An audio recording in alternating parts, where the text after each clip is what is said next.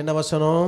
24, 25, 26 வசனம் வாசிங்களா. 4ஆம் நாளிலே பெராக்காவிலே கூடினார்கள், அங்கு கர்த்தருக்கு ஸ்தோத்திரம் செலுத்தினார்கள்.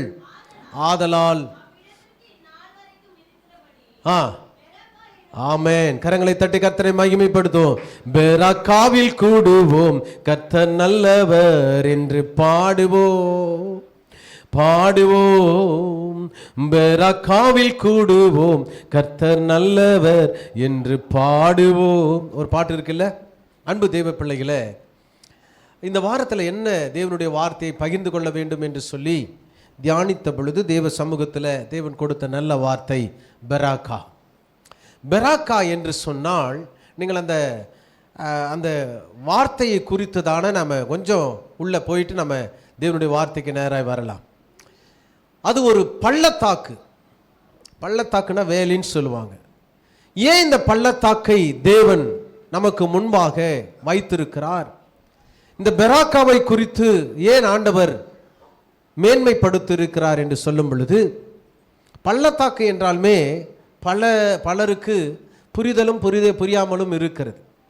பள்ளத்தாக்குனா இரு மலைகளுக்கு இடையிலே காணப்படுகிற ஆழமான இடங்கள்.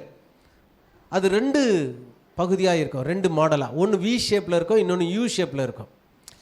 மலைகள் மேலே பெய்கிற மழையினாலே ஆறுகளினாலே அது அரிக்கப்பட்டு நடுவில் ஒரு பெரிய பள்ளத்தாக்கு வரும்.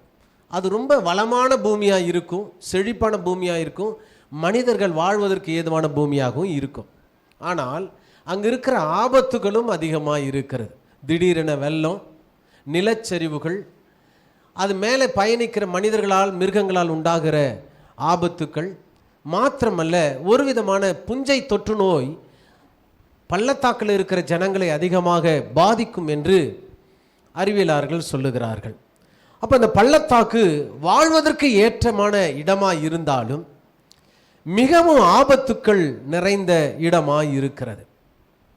இங்கு ஒரு பள்ளத்தாக்கை குறித்து சொல்லப்படுகிறது. அதுதான் பெராக்கா பள்ளத்தாக்கு. 20-26 நான் வாசித்த இந்த பகுதியில் இது நாள் வரைக்கும் அந்த பள்ளத்தாக்கு பெராக்கா பள்ளத்தாக்கு என்று சொல்லப்பட்டது. இதற்கு இன்னொரு பெயர் உண்டு, அது ஆசீர்வாத பள்ளத்தாக்கு. பெராக்கா என்றால் தீர்ப்பளிக்கிற இடம், வெற்றியை கலிகூறுகிற இடம் என்று வேதத்தில் நாம் சொல்லப்படுகிறது. இந்த கர்த்தர் தீர்ப்பளிக்கிற இந்த பெராக்காவிலே என்ன நடந்தது? அதற்காகத்தான் இன்றைய செய்தியினுடைய தலைப்பு இது வெற்றியின் பள்ளத்தாக்கு, த வேலி ஆஃப் விக்டரி. இது வெற்றியின் பள்ளத்தாக்கு. நம்முடைய உலக வாழ்க்கையில் கூட நமக்கு நிறைய சோதனைகள், பிரச்சனைகள், வியாதிகள், பலவீனங்கள், மரணங்கள், தோல்விகள், இப்படி நிறைய நம்ம சந்திக்கிறோம். அதன் ஊடே தேவன் நமக்கு ஒரு வெற்றியை வைத்திருக்கிறார். அதன் நடுவில் தேவன் ஒரு ஆசீர்வாதத்தை வைத்திருக்கிறார். அதன் நடுவில் ஒரு களிப்பை வைத்திருக்கிறார். அதைத்தான் இன்றைக்கு நாம் தியானிக்க போகிறோம். பெராக்கா வெற்றியின் பள்ளத்தாக்காய் காணப்படுகிறது. காரணம் என்ன என்று சொன்னால், இங்கு ஒரு ராஜாவை அறிமுகப்படுத்துகிறேன். அவர் பெயர் யோசபாத். யோசபாத் என்று சொன்னால் கர்த்தர் தீர்ப்பளிக்கிறார் என்று அர்த்தம். கர்த்தரின் தீர்ப்பு. இந்த யோசபாத் ஆசா ராசாவினுடைய குமாரன். 25 வயதில் ராஜாவாய் யூதா தேசத்திற்கு வந்தவன். இஸ்ரவேல் தேசம் 2ஆக பிரிஞ்சது. ஒன்று யூதா, இன்னொன்று இஸ்ரவேல். யூதா 2 கோத்திரத்தோடும் இஸ்ரவேல் 10 கோத்திரத்தோடும் 2ஆக பிரிந்தார்கள். அப்போ இந்த யூதா கோத்திரத்தில் கிட்டத்தட்ட 20 ராஜாக்கள் அரசாண்டார்கள். அதில் 8 ராஜாக்கள் கர்த்தருக்கு மிகவும் பயந்தார்கள். அதில் இந்த யோசபாத்தினுடைய தகப்பனாகியிருந்த ஆசா ஆண்டவருக்கு முன்பாக மிக உண்மையும் உத்தமமாய் இருந்தார் என்று சொல்லி வேதம் சொல்லுகிறது. இதை குறித்து நான் அவுட்லைன் பண்ணோன்னா செய்திக்கான நேரம் நமக்கு குறைஞ்சிரும். அதனால் நான் நேராக செய்திக்குள்ளே வருகிறேன். இந்த யோசபாத் கிட்டத்தட்ட 35 வருஷம் அந்த யூதாவை அரசாண்டான். அரசாண்ட நாட்களிலே அவன் எப்பொழுதும் தேவனை சார்ந்திருந்தபடினால் அவனுடைய ராஜ்ய பாரத்தை கர்த்தர் நிலைப்படுத்தினார். யோவேலுடைய புத்தகம் 3ஆம் அதிகாரம் 2வது வசனத்தில் சொல்லப்படுகிறது, இந்த யோசபாத் ஒரு யுத்தத்துக்கு செல்லுகிறான். அந்த யுத்தத்தில் கிடைத்த மாபெரும் வெற்றி, இது மனித வெற்றி அல்ல, அது கடவுளுடைய வெற்றி. இது மனிதனுடைய யுத்தம் அல்ல, இது தேவனுடைய யுத்தம். இந்த யுத்தம் இவர்களுக்கு மிகப்பெரிய மகிழ்ச்சியை தந்ததாக இருந்தது. ஆகவேதான் யோவேல் 3:2 நாம் வாசிக்கிற வண்ணமாய் அது யோசபாத்தின் பள்ளத்தாக்கு என்று அழைக்கப்பட்டதாக சொல்லுகிறது. சரி, ஒரு அவுட்லைன் சொல்லுகிறேன். இந்த 2 நாளாகவும் 20ஆம் அதிகாரத்தில் வாசித்து கேட்ட 23வது வசனத்தில் யூதாவை எதிர்க்கும்படியாக பல ஜனங்கள் அந்த நாட்களிலே போரிட்டார்கள். முக்கியமாக அம்மோன் புத்திரரும் மோவாபியரும் இங்கு இவர்களுக்கு யுத்தம் வந்தார்கள். சண்டை நடந்து கொண்டிருக்கிறது. இவர்களை மேற்கொள்ள முடியல. இவர்கள் பள்ளத்தாக்கில் இருக்காங்க, அவர்கள் மேடான குடியில் இருக்கிறார்கள். அவர்களுடைய கை ஓங்கி இருக்கும் பொழுது கர்த்தர் மூலமாய் கிடைத்த மாபெரும் வெற்றி இந்த பள்ளத்தாக்கிலே நடந்தது. 24வது வசனத்திலே சொல்லுகிறது,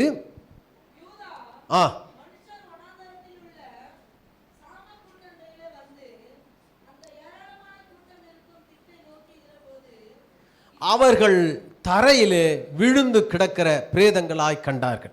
இவங்க சண்டைக்கு போலங்க, ஆனால் அங்கு இவர்களுக்கு விரோதமாய் வந்தவர்கள் பிரேதங்களாய் கிடந்தார்கள். என்ன ஆச்சரியம் பாருங்க.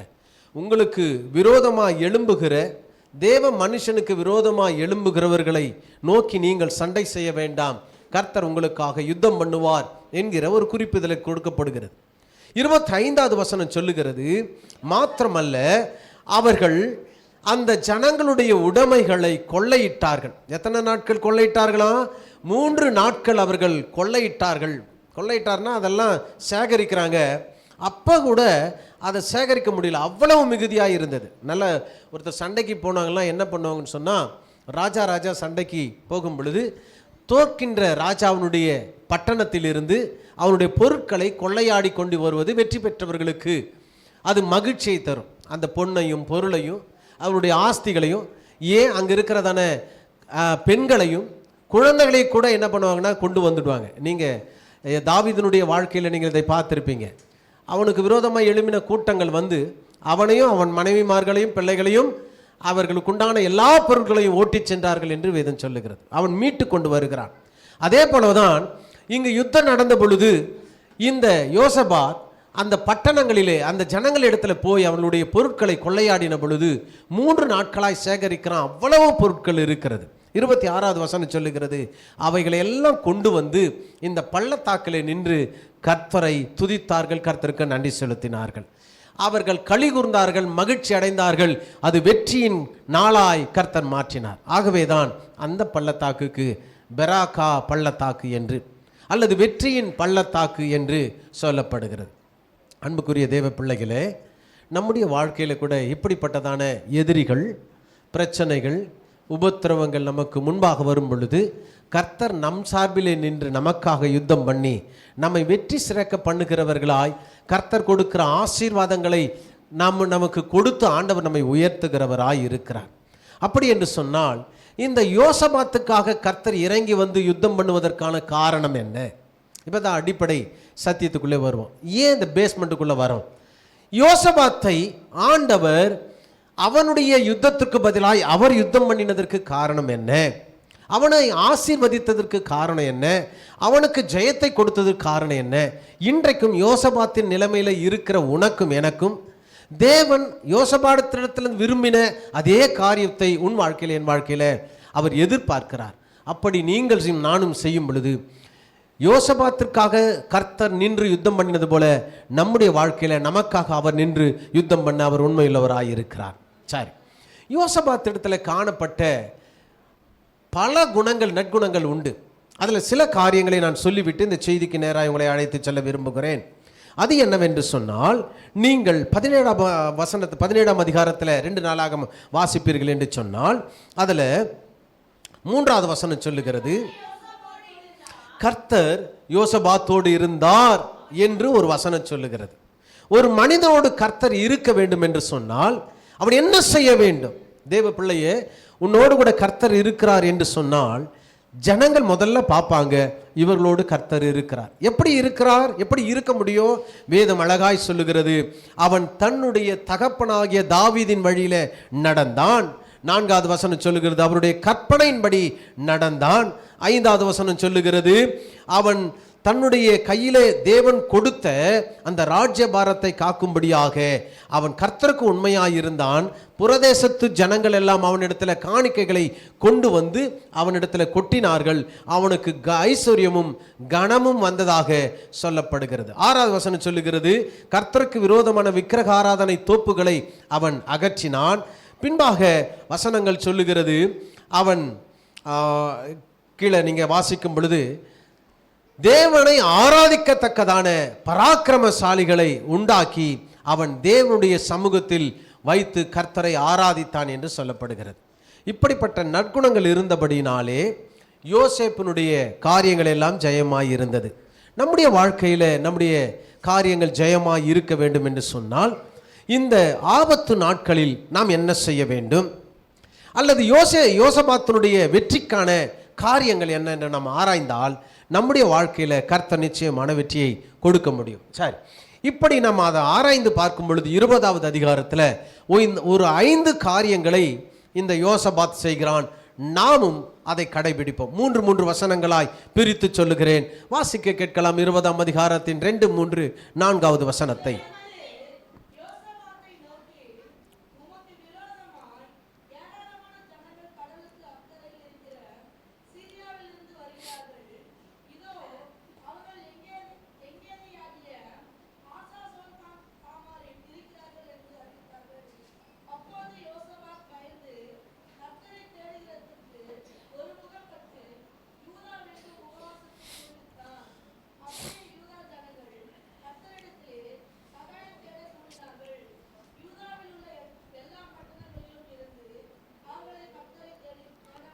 கவனிக்கவும், நாம் வெற்றியின் பள்ளத்தாக்கு என்று ஆர்ப்பரிக்கிற இந்த பெராக்கா நடைபெறுவதற்கான முன் ஏற்பாடுகள் என்ன என்று கேட்டால், முதல்ல இந்த யோசபாத் ராஜ்யம் பண்ணி கொண்டிருக்கும் பொழுது பல தேசத்து மக்கள் இவன் மேலே பொறாமை கொண்டு யுத்தத்துக்கு வருகிறார்கள். இதை கேட்ட உடனே அவன் என்ன செய்தானா, பயந்து கர்த்தருடைய சமூகத்திற்கு ஓடினான். அன்பு தேவ பிள்ளையே, யோசபாத் செய்த முதல் காரியம் அவன் கர்த்தருடைய உதவியை தேடினான். இன்றைக்கு ஆபத்து வரும் பொழுது நீயும் நானும் யாருடைய உதவியை தேடுகிறோம்? மனிதர் உதவி செய்வார்களா, அல்லது சேமித்த பணங்கள் நமக்கு உதவி செய்யுமா, அல்லது உன்னுடைய பக்கபலமாயிருக்கிற உறவுகள், அல்லாவிட்டால் அரசு அதிகாரத்தில் இருக்கிறவர்கள் அல்லது அரசியல் வட்டாரங்களில் இருக்கிறவர்கள் நமக்கு உதவி செய்வார்களா என்று நாம் பல கோணங்களிலே யோசிக்கிறோம்.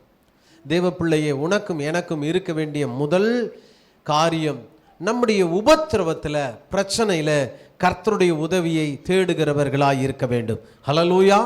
1 நாளாகமம் புத்தகம் 10ஆம் அதிகாரத்தின் 11வது வசனம் சொல்லுகிறது, கர்த்தரையும் அவர் வல்லமையும் நாடுங்கள், அவர் சமூகத்தை நித்தமும் தேடுங்கள். தேவ பிள்ளைகளுக்கு கொடுக்கிறதான ஒரு நல்ல அறிவுரை என்ன என்று சொன்னால், நாம் முதலாவது கர்த்தரை தேடுகிறவர்களாய் இருக்க வேண்டும். ஆபத்து காலத்தில் என்னை நோக்கி கூப்பிடு, நான் உன்னை விடுவிப்பேன் என்று ஆண்டவர் நமக்கு வாக்கு கொடுத்திருக்கிறார். அப்போ முதலாவது யாரை தேடணும்?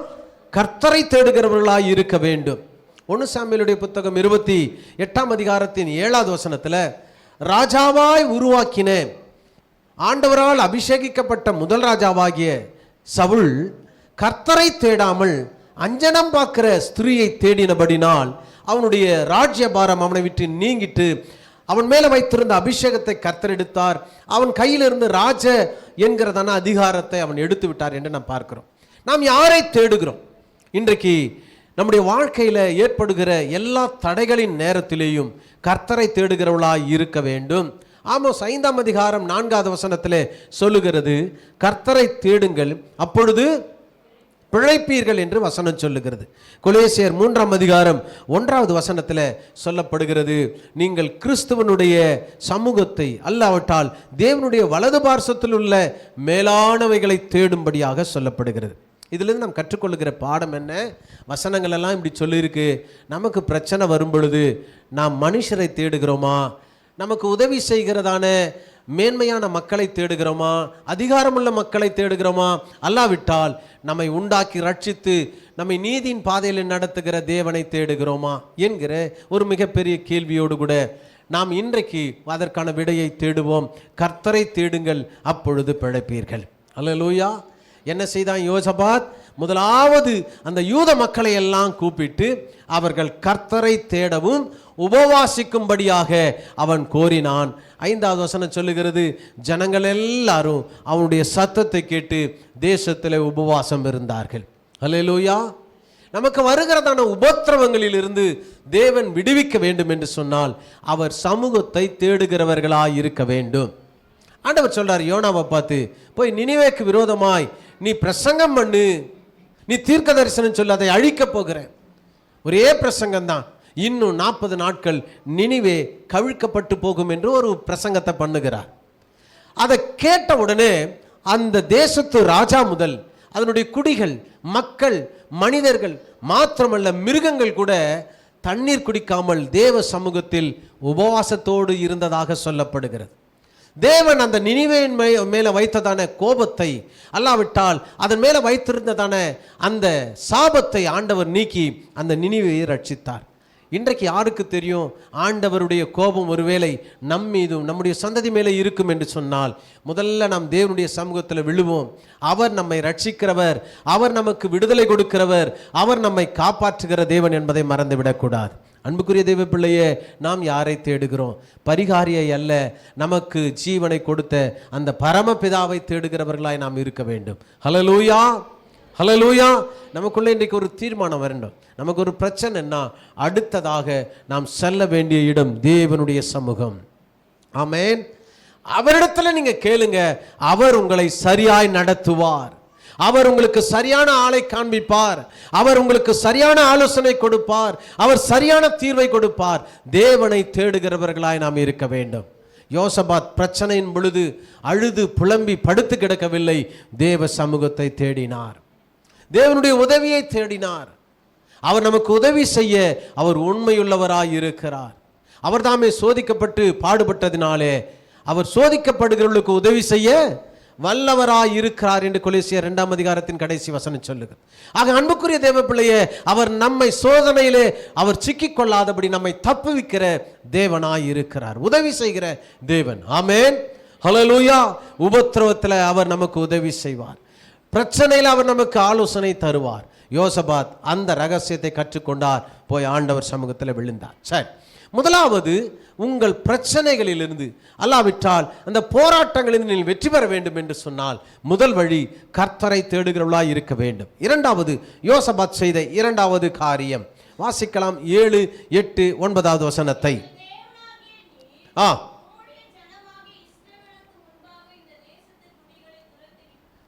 துரத்திவிட்டு கொடுக்கவில்லையா? ஆதலால்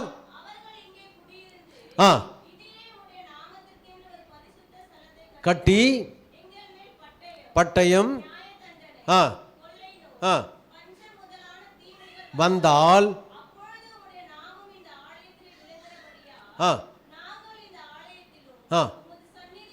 வந்து நின்று எங்கள் இடுக்கணில் உம்மை நோக்கி கூப்பிடுகையில் கேட்டு என்ன சொல்லி இருக்கிறாங்க? ரட்சிப்பீர் என்று சொல்லி 2 காரியத்தை இங்க சொல்றாங்க. ஒன்று 7வது வசனத்தில் கீழே சொல்லுது, ஆபிரகாமுடைய சந்ததிக்கு என்றென்றைக்கும் என்று கொடுக்கவில்லையா? இரண்டாவது காரியம், என்னுடைய முன்னோர்கள், என்னுடைய சந்ததியிலே வந்த என்னுடைய தகப்பன்மார்கள் சொன்னாங்க, இந்த ஆலயத்திலே நின்று நாங்கள் ஜெபிக்கும் பொழுது எங்கள் சத்தத்தை கேட்டு நீர் பரத்திலிருந்து பதில் கொடுத்து எங்களை ரட்சிப்பீர் என்று எங்களுக்கு சொல்லி இருக்கிறார்கள். அப்படி என்று சொன்னால் இரண்டாவது காரியம் யோசபாத் செய்த காரியம், அந்த ஜெபத்தின் பொழுது ஆண்டவர் சொன்ன வாக்குத்தத்தத்தை அல்லாவிட்டால் அவர் சொன்ன வார்த்தையை நினைவூட்டி தாழ்மையாயிருந்தான். இவன் செய்த காரியம், அவன் கர்த்தர் நமக்கு கொடுத்த வாக்குத்தத்தத்தை கர்த்தருக்கு நினைவூட்டுகிறான். அவர் மறக்கிறவர் அல்ல. நாம் நினைவுபடுத்தும் பொழுது அதை உரிமை பாராட்டுகிறோம் என்று சொல்லி நீங்கள் கேட்கிற விண்ணப்பங்களுக்கு அவர் ஜெபத்தை பதில் கொடுக்கிறவர். அன்புக்குரிய தேவ பிள்ளை, நான் சொல்றது உங்களுக்கு புரிய நினைக்கிறேன். நீங்கள் ஜெபிக்கும் பொழுது அல்லது வெற்றி பெறுவதற்கான இரண்டாவது வழி, அவருடைய வாக்குத்தத்தத்தை அவருக்கு நினைவூட்ட வேண்டும். அவர் சொன்ன வார்த்தையை அவருக்கு நினைவூட்ட வேண்டும். ஆண்டவரே, எனக்கு நீங்க சொல்லியிருக்கீங்களே, என் முன்னோருக்கு சொல்லியிருக்கீங்களே, என் மூதாதையருக்கு சொல்லியிருக்கீங்களே, இப்படி அவர்களுடைய வாழ்க்கையில அவர்கள் கேட்டு பெற்றுக்கொண்டது போல என் வாழ்க்கையில் அது நடக்கட்டும். புரியுதுங்களா பிரதர்? ஆண்டவருடைய வாக்குத்தத்தங்களை உரிமை பாராட்டி அவரிடத்துல நாம் ஜெபிக்கிறவர்களாய் இருக்க வேண்டும். ஹல்லேலூயா. கர்த்தரிடத்துல அந்த வார்த்தைகளை நினைவூட்ட வேண்டும். இதற்கான அருமையான உதாரணம் தாவீதை மாத்திரம் சொல்ல முடியும். நீங்க தாவீதினுடைய சங்கீதங்களை 150 சங்கீதங்களை நீங்க மாறி மாறி வாசிச்சாலும் பழைய ஏற்பாட்டினுடைய அவருடைய முற்பிதாக்களுடைய வாக்குத்தத்தங்களை எங்கேயாவது மேற்கோடிட்டு அவன் மீண்டும் மீண்டும் அந்த தாவீது தேவனிடத்தில் ஜெபிக்கிறவராய் காணப்பட்டார். நீங்கள் புதிய ஏற்பாட்டில் வந்தாலும் இயேசு கிறிஸ்து பிரசங்கிக்கும் பொழுதும் அல்லது உபதேசிக்கும் பொழுதும் ஜெபத்தில் ஜனங்களை வழிநடத்தும் பொழுதும் அவர் சொல்லுகிற ஒரு காரியம் அங்கு எழுதியிருக்கிறதே, இங்கு எழுதியிருக்கிறதே, அவர் குறிப்பிட்டிருக்கிறாரே என்று சொல்லி பழைய ஏற்பாட்டு தீர்க்கதரிசிகளுடைய வார்த்தைகளை, கர்த்தருடைய வார்த்தையை அவர் முன்குறித்து அதை ஞாபகப்படுத்தி அவர் பிரசங்கிக்கிறதை நாம் பார்க்கிறோம். இன்றைக்கு நமக்கு வைத்திருக்கிற 2வது வழிமுறை என்ன? உங்கள் வாழ்க்கையில் நீங்கள் நினைக்கிற காரியங்களை அல்லது ஜெபிக்கிற காரியங்களை தேவனிடத்தில் பெற்றுக்கொள்ள வேண்டும் என்று சொன்னால் தேவனுடைய வாக்குத்தத்தங்களை நினைவூட்டி அவரிடத்தில் பெற்றுக்கொள்ள வேண்டும். சங்கீதம் 105:42 வசனத்தில் சொல்லுகிறது, அவருடைய பரிசுத்த வாக்குத்தத்தங்களை நினைவு கூர்ந்து வாசிக்கலாம்.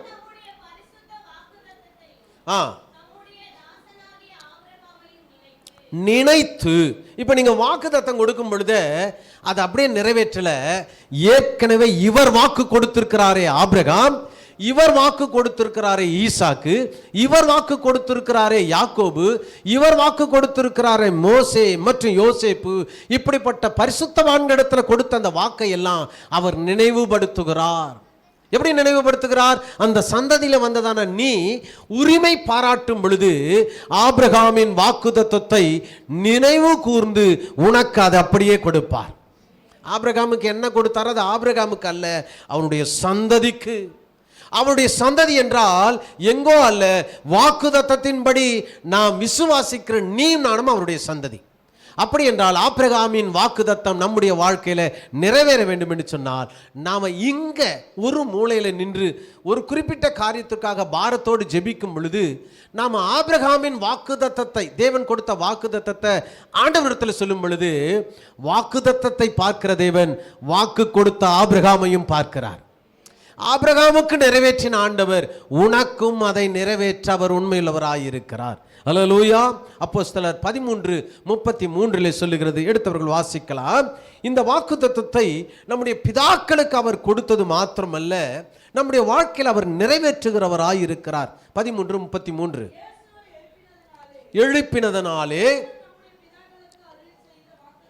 நம்முடைய பிதாக்களுக்கு அருளி செய்த வாக்குத்தத்தத்தை கரங்களை தட்டி ஆண்டவருக்கு ஒரு நன்றி சொல்லுவோம். ஹல்லேலூயா. நல்ல உற்சாகமா. எதுக்கு தட்ட சொன்னா, இயேசு கிறிஸ்துவே ஆண்டவர் நமக்கு கொடுத்திருக்கிற வாக்குத்தத்தத்தின் மகனாய் இந்த பூமிக்கு வந்தார். அப்போ தன்னுடைய குமாரனையே கொடுக்க அவர் உண்மையுள்ளவர் என்று சொன்னால் தன்னுடைய வார்த்தையின்படி கேட்கிற உனக்கும் எனக்கும் அவர் கொடுத்த வாக்கை நிறைவேற்ற அவர் உண்மையுள்ளவராய் இருக்கிறார். ஹல்லேலூயா. தன்னுடைய பிதாக்களுக்கு கொடுத்த அந்த வாக்குத்தத்தத்தின்படி இயேசுவை அனுப்புவார் என்று சொன்னால் பிதாக்களுக்கு கொடுத்த ஆசீர்வாதத்தின் வாக்குத்தத்தத்தை இன்றைக்கும் கேட்கிற உனக்கும் கொடுக்க அவர் உண்மையுள்ளவராயிருக்கிறார். ஹல்லேலூயா. எனவே ரோமர் 4:20 சொல்லுகிறது, வாசிக்கலாம். எனவே ரோமர் 4:20 வாக்குத்தத்தத்தை குறித்து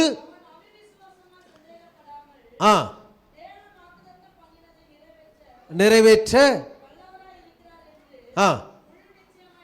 முழு நிச்சயமாய் ஆபிரகாம் நம்பினார். சந்தேகப்படல கொஞ்சமும். நீயும் நானும் அவருடைய வாக்குத்தத்தத்தை குறித்து கொஞ்சமும் சந்தேகப்படாமல் நாம் எப்பொழுதும் ஜெபத்தில் வசனங்களை சொல்லி ஜெபிக்கிறவளா இருக்கணும். நிறைய பேர் ஜெபம் பண்ணுவாங்க இல்லைங்களா? நீங்கள் கேட்டிருக்கீங்க. ஏதோ ஃபார்மாலிட்டிக்காக ஜெபம் பண்ணாமல் நீங்கள் குறிப்பாக எதற்காக ஜெபிக்கிறீர்களோ அதற்குரிய வசனங்களை நீங்கள் தெரிந்தெடுக்கணும். அதற்குரிய வாக்குத்தத்தங்களை நீங்கள் தெரிந்தெடுத்து அதை வைத்து இந்த வாக்கின்படி என் வாழ்க்கையில் நீர் அற்புதங்களை செய்யும், இந்த வாக்கின்படி என் வாழ்க்கையில் நல்ல வேலைகளை கொடும், இந்த வாக்கின்படி என் வாழ்க்கையில் பிள்ளை செல்வத்தை கொடும், இந்த வாக்குத்தத்தத்தின்படி என் வாழ்க்கையை நீர் ஆசீர்வதியும், இந்த வாக்குத்தத்தத்தின்படி என் எல்லைகளை பெரிதாக்கும். நம்ம ஒவ்வொன்றையும் வாக்குத்தத்தத்தை ஆண்டவருக்கு நினைவுபடுத்த ஏற்கனவே ஆபிரகாமுக்கு கொடுத்த அந்த நினைவுகளை அவர் நினைத்து உன்னையும் என்னையும் அவர் ஆசீர்வதிக்கிறவராயிருக்கிறார். ஹல்லேலூயா. கலாத்தியருடைய புத்தகம் 3ஆம் அதிகாரம் 14வது வசனம் சொல்லுகிறது, நீங்கள்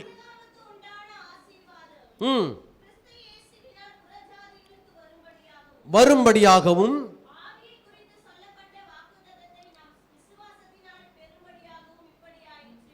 இப்படி ஆண்டவர் நினைப்பூட்டுகிற தேவனாயிருக்கிறார். அல்லேலூயா. நம்மெல்லாம் ஆபிரகாமின் சந்ததியா, யூத கோத்திரமா, இஸ்ரவேலில் சேர்ந்தவங்க யாராவது இருக்கிறாங்கம்மா? சொல்லுங்க, உங்களை தானே பார்த்து கேட்குறோம். யாராவது இருக்குமா? யூத கோத்திரமா நாம, அல்லது இஸ்ரவேல் ஏதாவது ஒரு கோத்திரத்தின் பிள்ளைகளா? புறஜாதியாயிருந்த நீயும் நானும் உன்னையும் என்னையும் ஆபிரகாமின் வாக்குத்தத்தத்தின் மூலமாய் கர்த்தர் நினைவு கூறுகிறார். அல்லேலூயா. யாரெல்லாம் அந்த வாக்கை நீங்கள் உரிமை பாராட்டுகிறீர்களோ, யாரெல்லாம் அந்த வாக்குத்தத்தத்தை கொடுத்து தேவனிடத்தில் கேட்கிறீர்களோ, அது ஆபிரகாமை சார்ந்து ஆபிரகாமை நினைவு கூர்ந்து கர்த்தர் உனக்கும் எனக்கும் அந்த வாக்குத்தத்தத்தை நினைவுபடுத்தி அதை நிறைவேற்றுகிறவராயிருக்கிறார். 2 நாளாகமம் புத்தகம் 6ஆம் அதிகாரம் 15வது வசனத்தில் அவர் எப்படி நிறைவேற்றுகிறாராம்? தன் வார்த்தையில சொன்னதை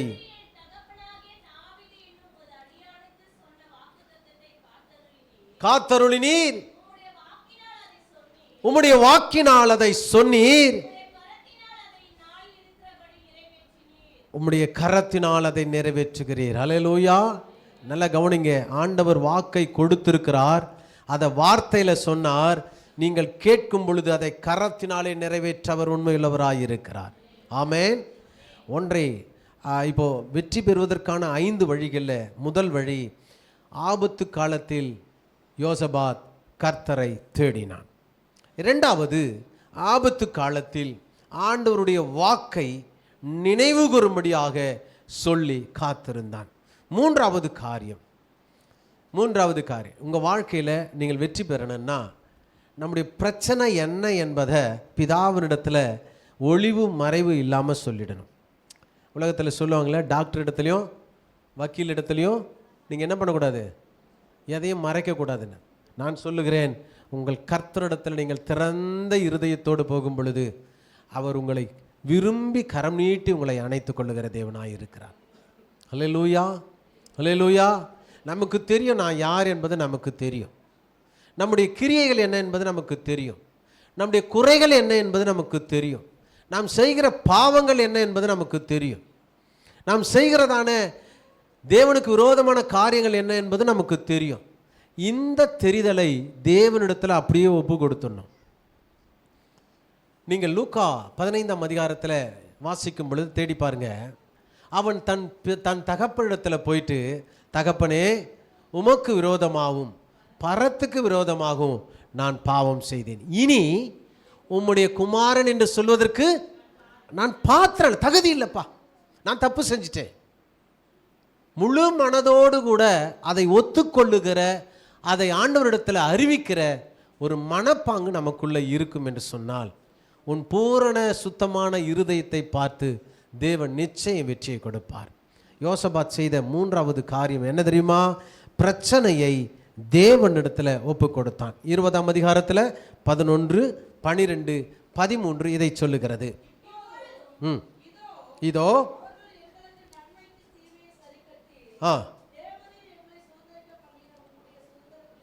இருந்து துரத்திவிட வருகிறார்கள். எங்கள் தேவனே, அவர்களை நீ நியாயந்தீர்க்க மாட்டீரோ? எங்களுக்கு விரோதமாய் வந்த இந்த ஏராளமான கூட்டத்துக்கு முன்பாக நிற்க எங்களுக்கு பலன் இல்லப்பா. நாங்கள் செய்ய வேண்டியது இன்னதென்று எங்களுக்கு தெரியல. ஆகையால் எங்கள் கண்கள் உம்மையே நோக்கி கொண்டிருக்கிறது என்றான். அனைவரும், குழந்தைகளும் பெண் ஜாதிகளும் அவர்கள் குமாரரும் கூட கர்த்தருக்கு முன்பாக நின்றார்கள். என்ன பரிதாபமான ஒரு காரியம். ஆண்டவரே, நாங்கள் என்ன செய்யணும்னு தெரியல ஆண்டவரே, நாங்கள் எப்படி அதை நடத்தணும்னு தெரியல அப்படின்னு சொல்லிட்டு அவனும் அவனுடைய தேசத்து மக்களும் தேவனுக்கு முன்பாக நின்றார்கள். இப்போ நல்லா கவனிங்க, ஆண்டவர் எதிர்பார்க்கிற ஒன்று, நீ உன் பலத்தோடு கூட நீ எப்பொழுதும் போராடினால் தோற்று போவதும் சோர்ந்து போவதும் நிச்சயம்.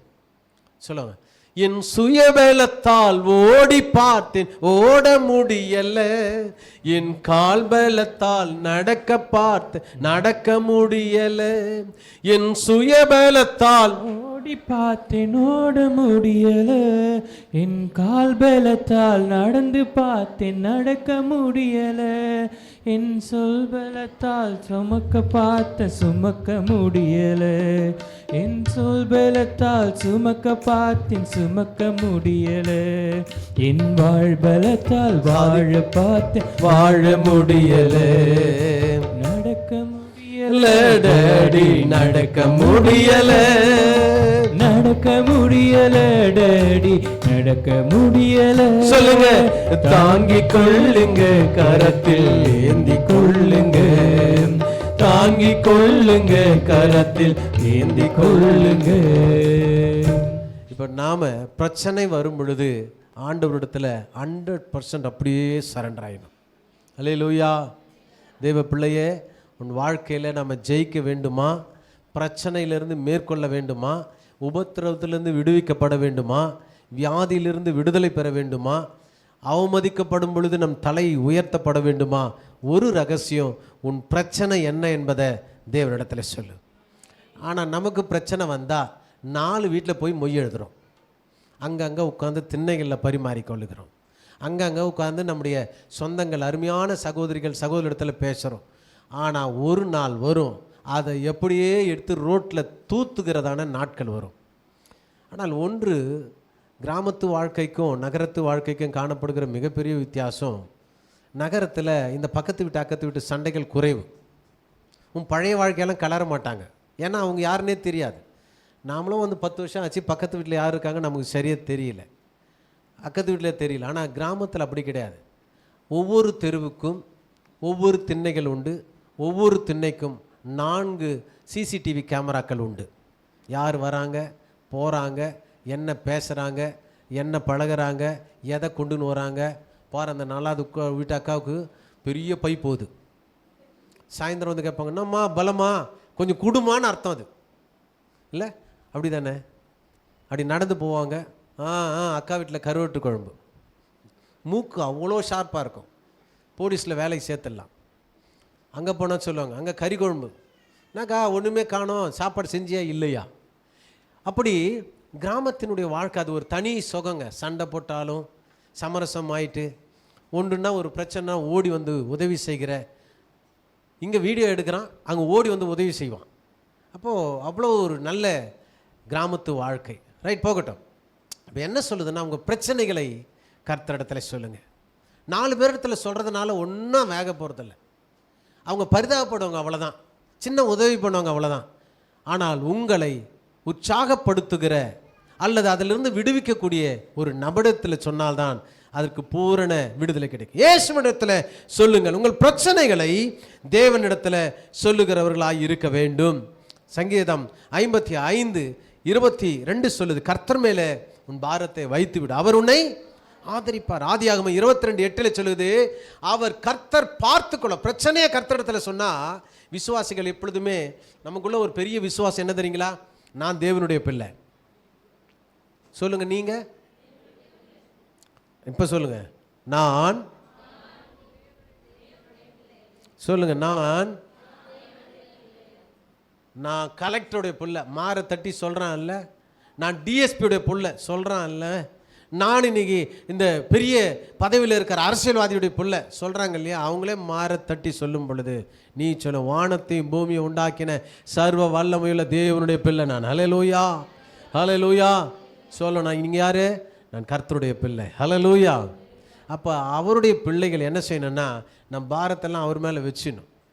விசுவாசிக்கிறவன் பதறான வசனம் சொல்லுது. விசுவாசிக்கிறவனுக்கு தெரியும் என் தேவைகளை சந்திக்க அவரால் கூடும். ஹல்லேலூயா. ஆபிரகாம் அதைத்தான் செய்தார். என்ன செஞ்சாரு? தன் பிள்ளையை கூட்டிக் கொண்டு அந்த மலைக்கு, குறிப்பிட்ட அந்த மலைக்கு போகிறாங்க பலி செலுத்துவதற்கு. பிள்ளை கேட்குறான் வெகுலியா, வாலிப பிள்ளை, அப்பா கட்டை இருக்குது, நெருப்பு இருக்குது, பலிப்பீடம் கட்டுவதற்கு எல்லாம் போதும், ஆனால் பலி செலுத்துவதற்கு மிருகம் எங்க? அதுக்கு தான் சொல்லுகிறார் ஆபிரகாம், கர்த்தர் பார்த்து கொள்ளுவார். அல்லேலூயா, அல்லேலூயா. யெகோவா ஈரே, அவர் பார்த்து கொள்ளுவார், அவர் பார்த்து கொள்ளுவார். விசுவாசிக்கிற தேவ பிள்ளைகளுக்கு தெரியும், என் தேவைகளை பார்த்து கொள்ள ஒருவர் இருக்கிறார், என் பிரச்சனைகளை பார்த்து கொள்ள ஒருவர் இருக்கிறார், என் உபத்திரவங்களுக்கு விடுதலை கொடுக்க ஒருவர் இருக்கிறார். அப்ப என்ன செய்யணும்? உன் பிரச்சனையை அவரிடத்துல சொல்லணும். சொல்லாம இருந்தா எப்படி தெரியும்? உங்க அப்பா உன் மேல நேசம் அதிகம் தான், பாசம் அதிகம் தான். உனக்கு பணம் தேவை, நீ சொன்னாதான் அவருக்கு தெரியும். உனக்கு என்ன பிரச்சனை சொன்னாதான் அவருக்கு தெரியும். நீ எங்க சிக்கி இருக்க சொன்னாதான் தெரியும். உங்கள் பிரச்சனைகளை கர்த்தரிடத்தில் சொன்னால்தான் அவர் பிரச்சனைகளுக்கான தீர்வை அவரால் கொடுக்க முடியும். எபிரேயர் 10ஆம் அதிகாரம் 32வது வசனத்தை சொல்லி இருக்கிறது. வாசிக்கலாம் சீக்கிரமா. 10:32.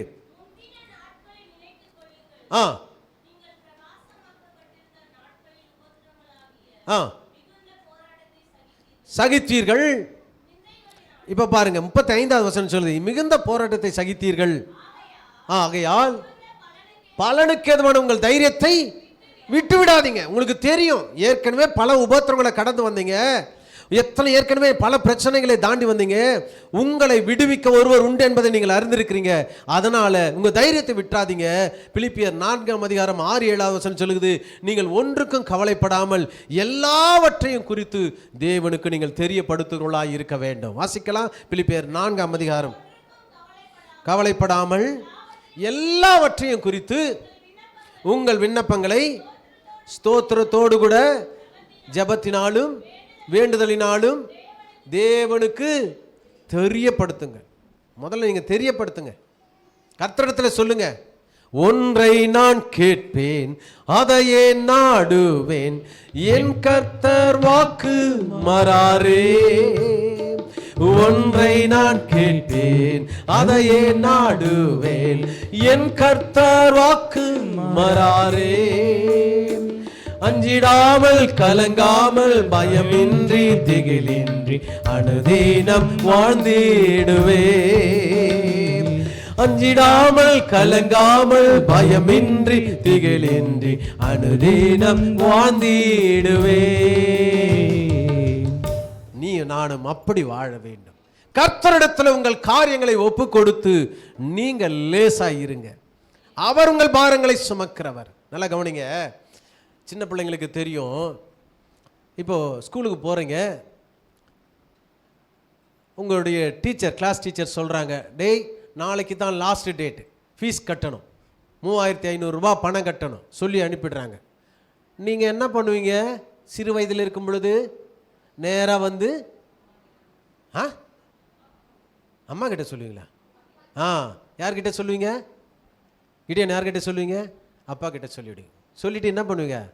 தட்டில் சாப்பாடு போட்டு வச்சா ஸ்தோத்திரம் பண்ணி ஜெபம் பண்ணிவிட்டு சாப்பிட்டு தூங்கிடும். ஆனால் அப்பா கேட்ட அப்பா என்ன பண்ணுவார் தெரியுமா? நாளைக்கு எப்படி ரெடி பண்ணுறது, ராவெல்லாம் கண்ணை விழிச்சு அதற்கான பிளான் பண்ணி, பேங்க்கில் எடுக்கலாமா, இருந்தால் எடுக்கலாம், இல்லை யார் கையில் கேட்கலாம், இல்லை அட்வான்ஸாக வாங்கலாமா யோசித்து அதற்கான ஒரு தீர்வை மறுநாளையில் எடுப்பார். இப்போ நல்லா கவனிங்க. பிரச்சனை யாருக்கு? பையனுக்கு. ஃபீஸ் கட்டலைன்னா வெளியே நிற்க வச்சுருவாங்க அல்லது பனிஷ்மெண்ட் கொடுப்பாங்க. ஆனால் பிரச்சனையை சுமக்கிறது யார்? இப்போ பிரச்சனை யாருக்கு? பையனுக்கு. அவன் எப்படி இருக்கான்? ரெஸ்ட், நிம்மதியாக தூங்குறான். பிரச்சனையை அப்பா கையில் கொடுத்துட்டான், இவன் நிம்மதியாக தூங்குறான். பிரச்சனையை கேட்ட அப்பா யோசிக்கிறார் ராத்திரி முழுவதும், என் பிள்ளையினுடைய பிரச்சனை எப்படி தீர்ப்பதுன்னு. இது சீக்ரெட் ஆஃப் லவ். நீங்கள் தேவன் மேலே வைத்திருக்கிற அன்பின் ரகசியம் இதுதான். உங்கள் பிரச்சனைகளை ஆண்டவரிடத்தில் சொல்லிடுங்க, உங்களை லகுவாக்குவார். உங்கள் பிரச்சனைகளுக்கான தீர்வை கர்த்தர் கொண்டு வருவார். Very simple. ஆனால் என்ன பண்ணுறோம்? அப்பா கையில் சொல்லிட்டு, அப்பா நாளைக்கு வேலைக்கு போவாரா, எவ்வளோ சம்பாதிப்பார், எத்தனை நாளில் இதெல்லாம் உனக்கு தேவையில்லை, அது அவருடைய வேலை. அவரே சொல்லிட்டார், என் கையில் கொடுப்பா உன் பிரச்சனையை, நான் பார்த்து கொள்ளுகிறேன். அல்லேலூயா. பிரச்சனைகளை தேவனிடத்தில் கொடுத்து விட்டான். நான்காவது காரியம், யோசபாத் செய்த நான்காவது காரியம் வாசிக்கலாம். அதே அதிகாரத்தில் 15, 16, 17 வசனம் சீக்கிரமாக. குடிகளே கேளுங்கள், பயப்படாமலும் சொல்லுகிறார், இந்த யுத்தம் உங்களுடையது அல்ல, தேவனுடையது. நாளைக்கு நீங்கள் அவர்களுக்கு விரோதமாக போங்கள், வருவார்கள், பள்ளத்தாக்கின் கண்டு சந்திப்பீர்கள். இந்த யுத்தத்தை பண்ணுகிறவர்கள் நீங்கள் அல்ல. யூத மனுஷரே, எருசலேம் ஜனங்களே, நீங்கள் தரித்து நின்றுனா நீங்கள் அப்படியே தூரமா நின்று கர்த்தர் உங்களுக்கு செய்யும் ரட்சிப்பை பாருங்கள், பயப்படாமலும் கலங்காமலும் இருங்கள். நாளைக்கு அவர் உங்களுக்கு எதிராக புறப்படுங்கள். ஹல்லேலூயா, ஹல்லேலூயா. நான்காவது காரியம், இந்த யோசபாத் ஜெயித்ததுக்கான நான்காவது காரியம், சூழ்நிலைகளை குறித்து தேவ திட்டத்தை தெளிவாய் அறிந்து கொண்டான். இன்னைக்கு என்ன சூழ்நிலை தெரியும், இன்னைக்கு என்ன பிரச்சனை தெரியும், யுத்தம் நடைபெற போகிறது. தேவ சமூகத்தில் உட்கார்ந்து அழுது ஜெபித்து தேவனுடைய திட்டங்களை அவன் பெற்று ஜனங்களுக்கு சொல்லுகிறான். இதுதான் தேவ திட்டம். It's a God's plan. இது கடவுளுடைய திட்டம், உன்னுடைய திட்டம் அல்ல. உங்கள் வாழ்க்கையில் நடக்கிற ஒவ்வொரு காரியமும் அது தேவ திட்டம் என்பதை விசுவாசிகள் நம்ப வேண்டும். அல்லேலூயா. அது விழுதனாலும் எழுந்திருப்பதானாலும், அது பிரச்சனையானாலும், உபத்திரமானாலும், வியாதி ஆனாலும், அது தேவனுடைய திட்டம் இல்லாமல் ஒன்றும் உங்கள் வாழ்க்கையில் செயல்படுத்த பிசாசால முடியவே முடியாது. அல்லேலூயா. என்றைக்கு நீங்கள் ரட்சிக்கப்பட்டீர்களோ, என்றைக்கு நீங்கள் மீட்கப்பட்டிருக்கீர்களோ, என்றைக்கு இயேசுவின் இரத்தத்தினாலே கழுவப்பட்டீர்களோ, அன்றைக்கு பரலோகத்தில் உங்கள் பெயர் எழுதப்பட்டிருக்கும். பரலோகத்தில் எழுதப்பட்டவனுடைய பெயர் அதிகாரம் பெற்றவர் ஆண்டவர் மாத்திரம்தான். அதை தொடுவதற்கும் அவனை ஆளுகை செய்வதற்கும் இனி பிசாசுக்கு இடம் இல்லை. அப்படி இடம் வேண்டும்னா அவன் கர்த்தரிடத்தில் பர்மிஷன் கேட்கணும். நல்லா கவனிங்க. அப்போ தேவனுடைய பிள்ளைகளுடைய வாழ்க்கையில் நடக்கிற ஒவ்வொரு காரியமும், அது சின்னதாகட்டும் பெரிதாகட்டும், நீங்க சொல்லணும், இது கர்த்தருடைய செயல். நான் விழுந்து போனா அது கர்த்தருடைய செயல், நான் அடிபட்டா அது கர்த்தருடைய செயல் சொல்லுங்க. ஏனென்றால் இந்த செயலுக்கு பின்னால் தேவன் வைத்திருக்கிற திட்டம் பெரிதாயிருக்கும். அல்லேலூயா. இது நம்முடைய ஞானத்துக்கு, நம்முடைய பார்வைக்கு அல்லது நம்முடைய அறிவுக்கு இது குறைவாக தான் இருக்கும். உலகம் சொல்லுவான் ஏற்ற சமயத்தில் ஓடணும்னு சொல்லுவான். ஆனால் நீங்கள் காத்திருந்து கர்த்தரிடத்தில் திட்டத்தை பெற்றுக்கொள்ள வேண்டும். அவர் ஒரு திட்டத்தை வைத்திருப்பார். அவசரப்பட்டு எடுக்கிறதல்ல, சுய சித்தத்தின்படி எடுக்கிறதல்ல, நம்முடைய ஞானத்தினால் எடுக்கிற முடிவு அல்ல. கர்த்தர் நமக்கு ஏற்ற காலத்தில் செய்வார். ஒரு ஊழியக்காரர் பிரசங்கிப்பதற்காக வேக வேகமாய் ஓடிக்கொண்டிருக்கிறார். ஓடிக்கொண்டிருக்கும் பொழுது, இது நீங்கள் எப்படி எடுத்துனாலும் பரவாயில்லைங்க, அவர் சொன்ன சாட்சியை சொல்லுகிறேன். ஓடி ட்ரெயினை பிடிக்கிறதுக்கு முன்னால் ட்ரெயின் பாஸ் ஆகிடுச்சு. ஐயோ, இதை விட்டால் 3-4 மணி நேரம் லேட்டாக போகணும், போகிற இடத்துக்கு போக முடியாது. காத்திருந்தார். அடுத்த ட்ரெயின் வந்தது. ஆண்டவரே, என் வாழ்க்கையில் தேவனுடைய திட்டத்தை நிறைவேற்ற நான் கடந்து ஓடி வரேன் ஜபத்தோடு, ஆனால் ட்ரெயினை மிஸ் பண்ணிட்டேனே. அடுத்த 3-4 மணி நேரத்துக்கு வர வேண்டிய ட்ரெயின் வரலை. ஒரு செய்தி வருகிறது, ஏற்கனவே போன ட்ரெயின் ஒரு பெரிய விபத்தில் சிக்கி கொண்டதுன்னு. கொஞ்சம் யோசிச்சு பாருங்கள். அதில் பயணித்தவர்கள் எவ்வளோ பேர் இருக்கலாம், இவரும் அதில் பயணித்திருக்கலாம். அது நடக்க வேண்டிய ஒரு நிகழ்வு நடந்தது. ஆனால் அதிலிருந்து தம்முடைய பிள்ளையை அவர் பாதுகாக்கிறார். இப்போ சில நேரங்களில் நமக்கு இழப்பு வரலாம், சில பிரச்சனைகள் வரலாம். ஆனால் பேராபத்திலிருந்து தேவனுடைய கரமுன்னை காத்திருப்பதை மறந்துடக்கூடாது. என்ன பேராபத்து? உலகம் முழுவதும் 3 வருஷம் கொரோனா என்கிற பிடியில் எல்லாவற்றையும் லாக்டவுன் பண்ணி, சாப்பிட்றதுக்கு சாப்பாடு இல்லை, பேசுறதுக்கு மனுஷன் இல்லை, தூக்கம் வராமல் மனிதன் தவித்த நாட்களில் அவ எல்லாவற்றிலிருந்து காப்பாற்றி உன்னையும் என்னையும் ஆண்டவர் வைத்திருப்பது ஒரு மிகப்பெரிய திட்டம். அல்லேலூயா. அப்போ அந்த திட்டத்துக்கு நேராய் நாம் காத்திருக்க வேண்டும். என்னை கொண்டு என்ன ஆண்டவரே செய்ய போகிறீர்? இந்த பூமியில் யாரையும் ஆண்டவர் வீணாய் படைக்கலை, உருவாக்கலை, இந்த உயிரை கொடுக்கலை இல்லையா? எவ்வளோ பேர் பிளான் பண்ணுறான். ஆனால் உனக்கு எனக்கு கர்த்தர் கிருபையாய் கொடுத்திருப்ப காரணம் தெரியுமா? உன்னையும் என்னையும் வைத்து தேவன் தம்முடைய திட்டத்தை நிறைவேற்ற வேண்டும் என்பதற்காக. அதனால நம்ம காத்திருக்க வேண்டும். வசனங்கள் சொல்லுகிறது, வாசிக்கலாம். அவருடைய அந்த திட்டத்தை அறிகிறதற்கு நமக்கு ஒரு 3 அவருடைய மிகப்பெரிய சுபாவங்களை 3. அவருடைய அன்பு, பரிபூர்ண அன்பை நம்ம புரிந்து கொள்ளணும்.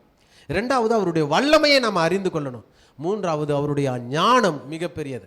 ஏன்னா உன் வாழ்க்கையில் அவர் போட்டிருக்கிற பிளான் மனிதன் போடுகிறது அல்ல, அது மிகப்பெரிய தேவனுடைய திட்டம். ஹல்லேலூயா. ஏசாயா 55:8 வசனத்தில் 9 வசனம் சொல்லுகிறது. ஆண்டவர் சொல்றாரு, என் நினைவுகள் உன் நினைவுகள் அல்லப்பா, உன் மேல நான் வச்சிருக்கிற பிளான் பெரியது. வாசிக்கலாம். யாராவது ஒருத்தர் வாசிங்கம்மா, ஒரு வசனம் ஒருத்தர் வாசிங்க, அடுத்தது வாசிங்க. வாசிங்க. என் நினைவுகள் உங்கள் நினைவுகள் அல்ல, உன் வழி என் வழி கிடையாதப்பா. எப்படி உயர்ந்திருக்குது? அதுக்கு போட்டு மெஷர்மெண்ட் பண்ண முடியுமா? வானத்துக்கு பூமிக்கு இவ்வளவுதான் யாராவது மெஷர்மெண்ட் பண்ணியிருக்காங்களா? எவ்வளவு உயர்ந்தது? அவ்வளவு. உன் வழி, நீ போட்டிருக்கிற பிளானை விட, உன் போட்டிருக்கிற திட்டத்தை விட, உன் வாழ்க்கைக்கு நீ வச்சிருக்கிற உன்னுடைய அளவுகோலை விட என் நினைவு பெரிது, என்னுடைய அறிவு பெரியது. ஹல்லேலூயா. அப்போ நீங்கள் யாருடைய அறிவை தேடணும்? கர்த்தருடைய வழியை ஆராய்ந்து சீர்தூக்கி பார்த்து அங்கே நம்ம அறிந்து கொள்ள வேண்டும். ஹல்லேலூயா. சங்கீதம் 105:19-20 வசனங்கள் சொல்லுகிறது. ஆண்டவர் சொல்கிறாரு, ஒரு பிளான் ஆண்டவர் பண்ணார்னா அது ரொம்ப அழகாக இருக்கும். வாசிங்க. நிறைவேறும் அளவும் அவருடைய வசனம் அவனை புடமிட்டது. ஆள் அனுப்பி அவனை கட்டவிழ்க்க சொன்னார். இது யாரை குறித்து சொல்லுது? யோசேப்பை குறித்து சொல்லுகிறது. யோசேப்பினுடைய வாழ்க்கையில் பல திட்டங்கள். என்னுடைய சகோதரர்களெல்லாம் என்னை வணங்குவார்கள், இப்படியெல்லாம் கற்பனை பண்ணி அந்த தீர்க்க தரிசனத்தை, அந்த கனவை தகப்பனிடத்தில் சொன்ன பொழுது சகோதரர்களுக்குள்ள மூர்க்க வெறி வந்து சகோதரர்களால் துரத்தப்பட்டான், கொலை செய்யப்பட்டான். பின்பு ஒரு இடத்துல விற்கப்பட்டு அங்கு ஒரு பெண்ணால் வஞ்சிக்கப்பட்டான். அங்கு பின்ன சிறைச்சாலையில் போட்டு அவன் நண்பர்களால் மறக்கப்பட்டான்.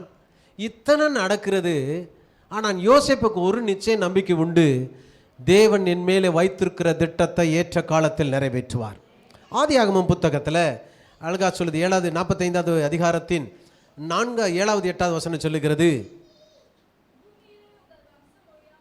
பூமியில உங்க வம்சம், யாருடைய வம்சம்? தனக்கு விரோதமாய் செயல்பட்ட சகோதரனுடைய வம்சம் அழியாமல் இருக்கவும், உங்களை ஆதரிக்கணும், உங்களுக்கு ஆகாரத்தை கொடுக்கணும், ஆதரிக்கவும், உங்களுக்கு உயிர் கொடுக்கவும் ஆண்டவர் உங்களுக்கு முன்னால் இங்கே அனுப்பினார். பல உபத்திரத்தின் வழியாக தான் வந்தேன், பல பிரச்சனைகள் வழியாக தான் வந்தேன், பல ஏமாற்றங்களுக்கு பின்னால் தான் வந்தேன், பலரால் அவமதிக்கப்பட்டு வந்தேன். தேவன் என்னை நடத்தி வந்தார். அடுத்த வசனம், நீங்கள் அல்ல. அல்லேலூயா. தேவனே என்னை அனுப்பி உங்களுக்கு முன்பாக இங்கு என்னை உயர வைத்திருக்கிறார். அன்பு தேவ பிள்ளைய, சில நேரங்களில் தன் சகோதரர்களால் நீங்கள் வஞ்சிக்கப்படும் பொழுது, உறவுகளால் நீங்கள் புறக்கணிக்கப்படும் பொழுது, நேசிக்கிறவர்களால் நீங்கள் வெறுக்கப்படும் பொழுது சோர்ந்து போகாதீங்க. தேவன் உங்கள் மேலே வைத்திருக்கிற திட்டம் இப்பொழுது இருப்பதை காட்டிலும் மேலான திட்டம். அல்லேலூயா.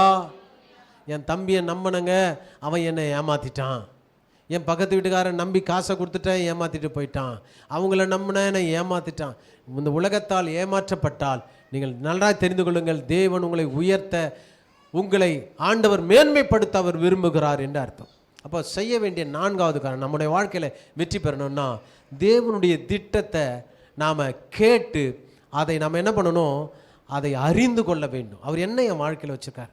நீங்கள் ஜெபிக்கும் பொழுது என்னைக்காவது இப்படி ஜெபிச்சிருக்கீங்களா? நீங்கள் வாழ்க்கையில் நம்முடைய நிறைய பேருக்கு ஜெபம் பண்ணுறோம், ஜெப குழுக்கள் இருக்குது. நீங்கள் ஜெபிக்கும் பொழுது, ஆண்டவரே என்னை கொண்டு நீர் என்ன செய்ய திட்டமாக இருக்கிறீர்? ஆண்டவரே நான் என்ன செய்ய சித்தமாய் இருக்கிறீர் நீர் சொல்லும். எத்தனை பேர் கேட்க முடியும்? ஹல்லேலூயா. எல்லாம் சேர்ந்து பண்ணலாமா? ஆண்டவரே நான் என்ன செய்ய சித்தமாய் இருக்கிறீர் நீர் சொல்லும் அடியேன் கேட்கிறேன், நீர் சொல்லும் அடியேன் கேட்கிறேன். ஆண்டவரே நீர் என்ன செய்ய சித்தமாய் இருக்கிறீர் நீர் சொல்லும் அடியேன் கேட்கிறேன். நீ சொல்லும் அடியேன் கேட்கிறேன். உமது சித்தம் செய்திடுவேன், உம்மையே நித்தம் தாங்கிடுவேன். இந்த உலகின் மகிமை மறந்தே என்றும் உமக்காய். ஆண்டவரே நான் என்ன செய்ய சித்தமாய் இருக்கிறீர், நீர் சொல்லும் அடியேன் கேட்கிறேன். ஆண்டவருடைய சமூகத்துல நீங்க சொல்லுங்க, ஆண்டவரே நான் கேட்கிறேன். ஒரு சின்ன குழந்தைய போல கர்த்தருடைய பாதத்தில் உட்கார்ந்துருங்க. அவருடைய திட்டம் பெரிதாயிருக்கும். நீங்க நினைப்பதை காட்டிலும், நீங்க ஜெபிப்பதை காட்டிலும் தேவனுடைய திட்டம் பெரிதாயிருக்கும். ஐந்தாவது ஒரு காரியத்தை நான் சுருக்கமாய் சொல்லி நிறைவு செய்கிறேன். 20ஆம் அதிகாரத்தின் 20, 21, 22 நான் வாசிக்கும் பொழுது, வாசிக்க வேண்டாம், இந்த பகுதியில் என்ன சொல்லப்படுகிறது என்று சொன்னால், அவருடைய பதிலை கேட்டு செய்ய வேண்டிய ஒரு அற்புதமான காரியம், அவரை துதித்து ஆராதிக்க ஆரம்பித்தான். ஆமென். நீங்க ஒரு காரியத்தை குறித்து ஜெபித்த உடனே அதற்கான பதில் உங்களுக்கு கிடைக்கும் என்கிற அந்த விசுவாசத்தோடு அவரை துதித்து ஆராதிக்க வேண்டும். ஹல்லேலூயா. சங்கீதம் 150 1-6 வசனங்கள் கர்த்தரை எப்படி துதிப்பது என்பதை குறித்து சொல்லுகிறது. அவர் துதி என்று சொன்னால் ஈப்ரூல எக்ஸிட்டா என்று அர்த்தம். எக்ஸிட்டா என்றால் உள்ளே இருக்கிற உணர்வுகளின் வெளிப்பாடு. கர்த்தரை துதிக்கிறது என்றால் நீங்க வாயில சொல்றது அல்ல, உள்ளத்திலிருந்து வரணும், உள்ளத்திலிருந்து வரணும்.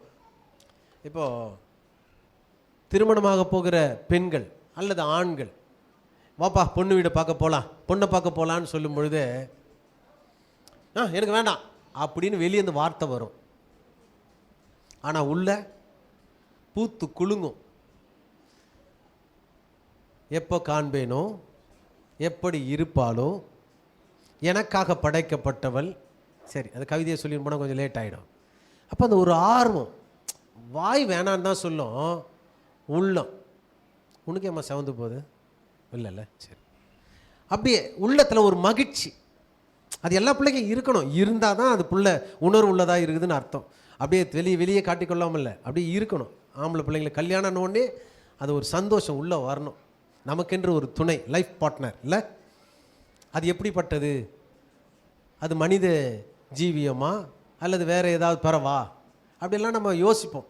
வெள்ளையா, கருப்பா, உயரமா, குட்டையா, முடி சுருள் சுருளா, நீளமாக இருக்குமா, குட்டையான முடியா?